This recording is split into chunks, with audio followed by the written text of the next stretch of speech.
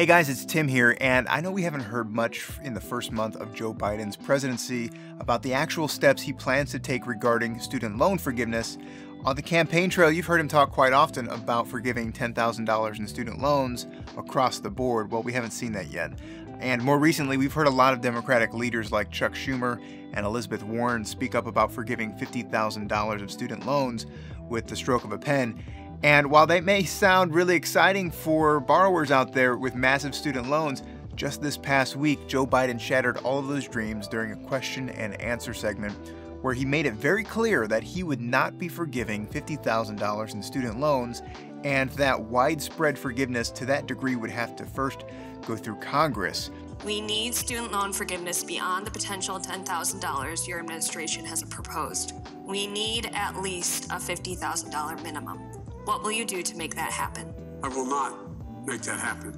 It's hard to be surprised about this because I just can't imagine widespread forgiveness of $50,000 boding well among American taxpayers. Even this idea of forgiving $10,000, which he is still in favor of doing, that still may not sit very well with Americans who don't have student loans. There are thousands of Americans who have $0 in student loans because they spent years paying them off in full. And there are thousands of Americans who chose not to go to college and to not take student loans while they pursued careers in the trades and manufacturing, which are so vital to this country. And none of those hardworking people would benefit from a $10,000 to $50,000 student loan forgiveness plan. Here's the thing that I think we all need to realize about this whole student loan forgiveness thing.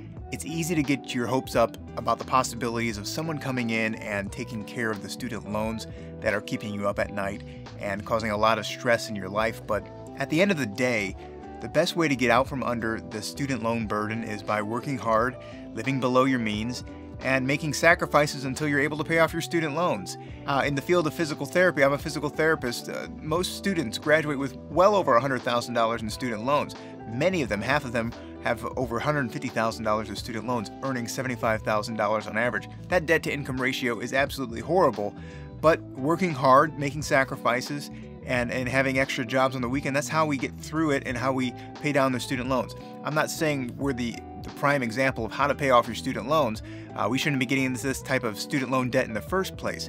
I know it's not a glamorous thing or glamorous solution. It's not what most people want to hear, but if we wait around for the government to take care of our financial problems for us, there's a good chance that you're going to be waiting around a very long time and end up with even more problems, because I just have a hard time coming up with examples of where the government has been efficient in how they handled financial decisions.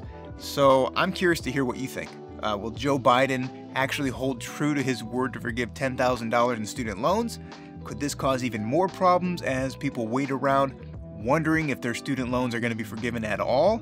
Let me know what you think in the comments, and I'll be sure to keep you updated with future videos about this as it unfolds. But right now, that's where we stand. No $50,000 of forgiveness, maybe $10,000, but absolutely not $50,000. Hey, thanks for watching this video. Be sure to give it a like below, and don't forget to subscribe to the channel as well. I'll see you in the next video.